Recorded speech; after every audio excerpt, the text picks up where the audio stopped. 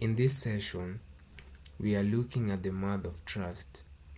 The code signing trust model is elegant, simple, and incredibly effective if your goal is integrity.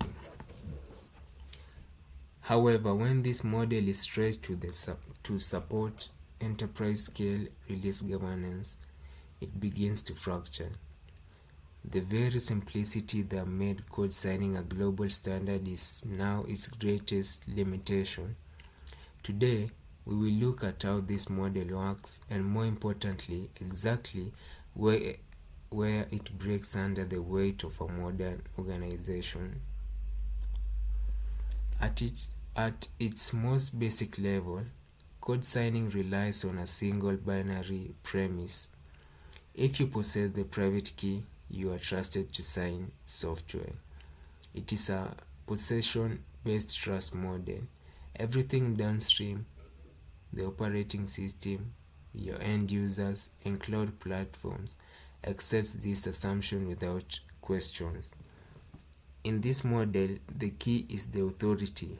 There is no secondary check to see if the person holding the key is actually authorized to use it at the moment. When an artifact is signed with a trusted certificate, trust is established instantly and globally. It's like a physical seal on a letter. Once that seal is applied, the trust is baked in. Crucially, in the standard model, there's no approval checkpoint, no contextual validation, and no policy evaluation at the moment of signing. The cryptographic operation happens in a vacuum, disconnected from your business, logic, or security requirements. The biggest problem with this model is that it is static, means it stays the same, while our world is dynamic, for another word which is changing. Once a piece of software is signed, that trust decision is permanent.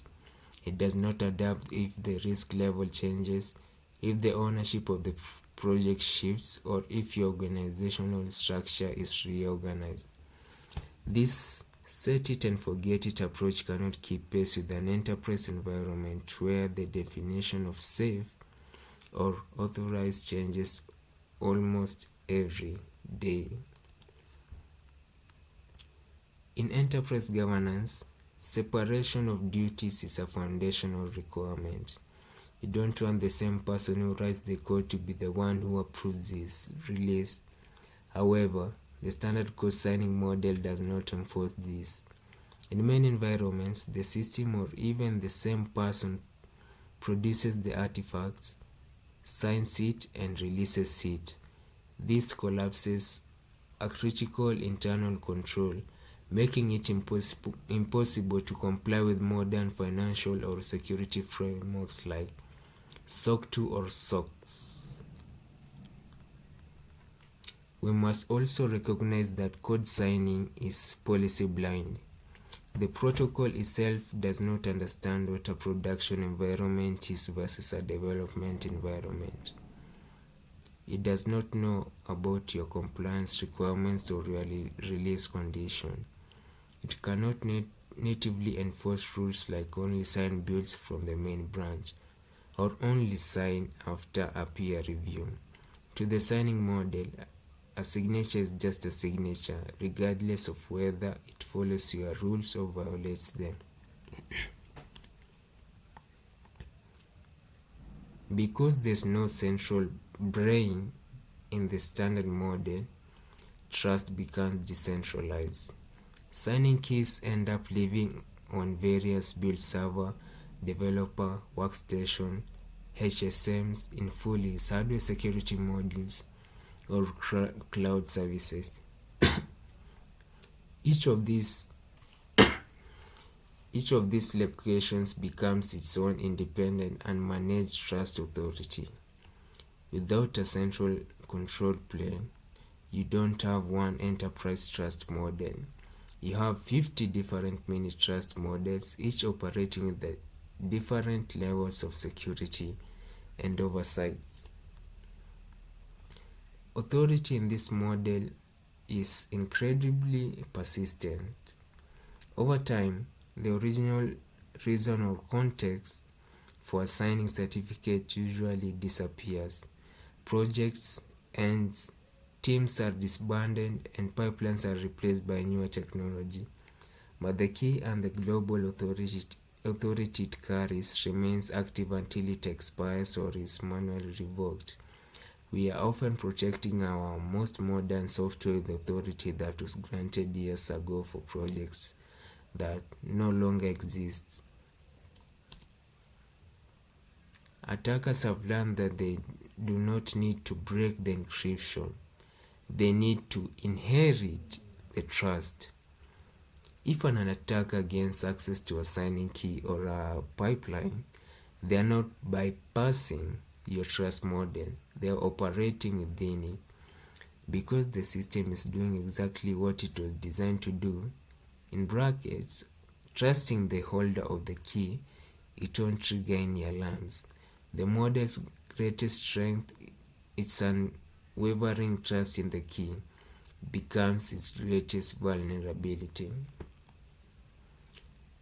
When the audit teams arrives, they run into a wall. They can see that an artifact was signed by a specific certificate, but they cannot see the human intent behind it.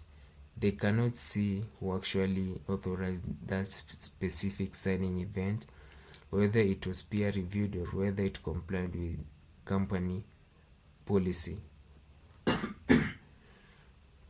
The signature is a technical breadcrumb, but it's not an audit trail. It tells you what happened, but it's silent on who and why. The consequences of these fractures is that trust becomes implicit, not provable. As your environment scales, your organization loses the ability to explain or defend its trust decisions. You end up trusting signed software by default simply because the math works, even when you have zero evidence that the software actually passed through your required governance gates. You're betting the company's reputation on a green check mark that has no supporting documentation. To conclude this topic, a trust model built for integrity cannot enforce governance, and that is where the enterprise break occurs. The code signing model does exactly what it was designed to do. It proves the bits have not changed, but modern enterprises now demand guarantees of authority, policy, and accountability. Guarantees that this model was never meant to provide. In the next topics, we look at the practical results of this fracture, certificate sprawl, and the loss of